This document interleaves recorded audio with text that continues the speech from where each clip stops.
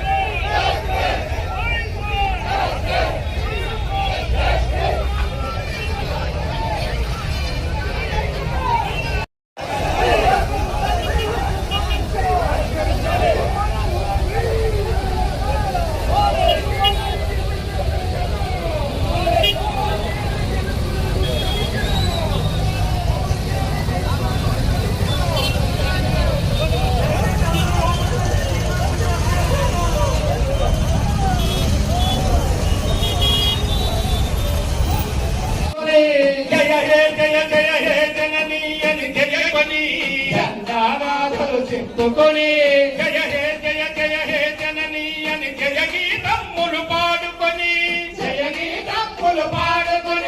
పావన చరితం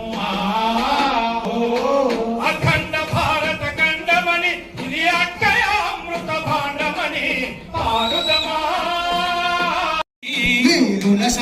గలమందుకొని బలం కాపాడుకొని కడుగా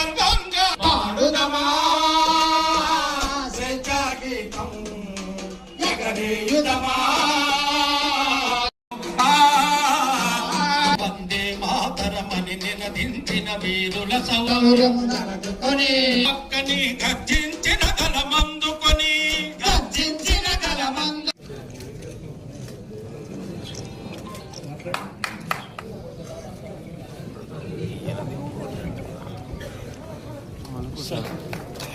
కొద్దిగా వైడ్గా ఉండండి.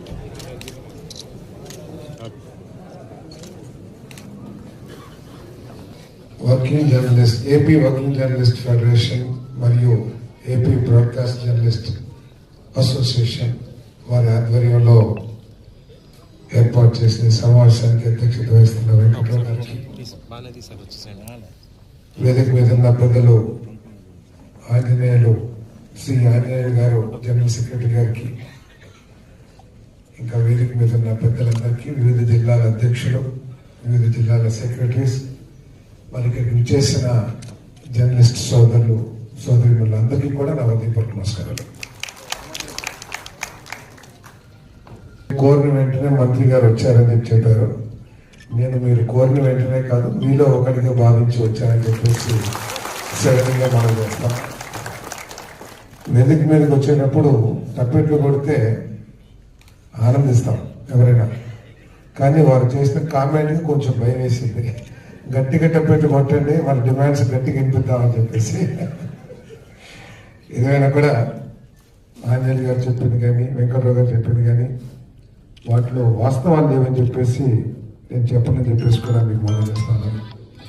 ఎందుకంటే జర్నలిస్టులకి ఉన్న పాత్ర ఏమిటో నేను చెప్పాల్సిన అవసరం లేదు. ప్రజాస్వామ్యం బలోపేతం కావాలన్నా, ప్రజల ఆకాంక్షలు, ప్రజల సమస్యలకి ప్రథమ స్థానం పొందాలన్నా కూడా ఈ దేశానికి, ఈ సమాజానికి జర్నలిస్టులు అత్యంత అవసరం అనే విషయంలో నాకు ఎటువంటి సందేహం లేదని కూడా నేను మనం చేస్తాను. ఒక ప్రభుత్వం పరిపాలన పరంగా ప్రజా ఆమోదం పొందాలన్నా, లేదు ప్రజలు ఒక ప్రభుత్వం పబ్లిక్ పర్సెప్షన్ వివక్ష రహితంగా ప్రభుత్వం దృష్టికి తీసుకురాగలిగిన మాధ్యమం మీడియా.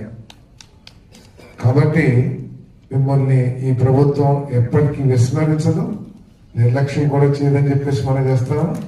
మీ సమస్యలు ఈ ప్రభుత్వానికి అత్యంత ఇంపార్టెంట్ అనే విషయాన్ని కూడా ఈ సందర్భంగా తెలియజేస్తాం. మా ముఖ్యమంత్రి గారు కూడా INPR రివ్యూ మీటింగ్లో కానివ్వండి, సందర్భం వచ్చినప్పుడల్లా కూడా జర్నలిస్టుల సమస్యల్ని పరిష్కరిస్తానికి మీరు కృషి చేయాలి, వారికి ఎటువంటి సమస్యలు ఉన్నా కూడా మీరు స్పందించాలని చెప్పారు తప్పితే ఏ రోజు కూడా వేరుగా మాట్లాడలేదని చెప్పేసి నిర్ణయించామని మనం చేస్తాను. మరి ఈరోజు అజయ్ గారు మాట్లాడుతూ మరి చాలా రాష్ట్రాల్లో సంక్షేమ కార్యక్రమాలు, ప్రత్యేకంగా జర్నలిస్టులకు సంబంధించి సంక్షేమ కార్యక్రమాలు చేస్తా ఉన్నారు, మన రాష్ట్రంలో ఏమీ చేస్తలేదు అనే ఒక మాట మాట్లాడారు. కానీ నేను చెప్పదలుచుకుంది ఏమిటంటే, దేశంలో అన్ని రాష్ట్రాల కంటే కూడా సంక్షేమ కార్యక్రమం పెద్ద ఎత్తున చేస్తున్న ప్రభుత్వం ఈ కూటమి ప్రభుత్వం అని చెప్పేసి చెప్పక తప్పదని చెప్పేసి మీకు మనం చేస్తా ఉన్నాను. ప్రజలకు ఇచ్చే పెన్షన్స్ కానివ్వండి, ప్రజలకు ఇచ్చే సంక్షేమ కార్యక్రమాలు ఏదైతే ఉన్నాయో, ఉదాహరణకి ఒకటి మీకు తెలిసినవి ఏమీ నేను చెప్పక్కర్లేదు, కానీ సందర్భం వచ్చింది కాబట్టి చెప్పాలని భావిస్తామని నేను. అంటే ఇతర రాష్ట్రాలతో పోల్చారు కాబట్టి. మన రాష్ట్రం కంటే ఆర్థికంగా, వైశాల్యపరంగా అన్ని విధాలు కూడా బలమైన రాష్ట్రాలు ప్రజలకు ఇస్తున్న పెన్షన్ కేవలం 600 నుంచి 1000 రూపాయలు, ఒక్క తెలంగాణ తప్పితే. మహారాష్ట్ర తీసుకోండి, కర్ణాటక తీసుకోండి, ఉత్తరప్రదేశ్ తీసుకోండి, తమిళనాడు తీసుకోండి, ఏ రాష్ట్రాన్ని తీసుకోండి,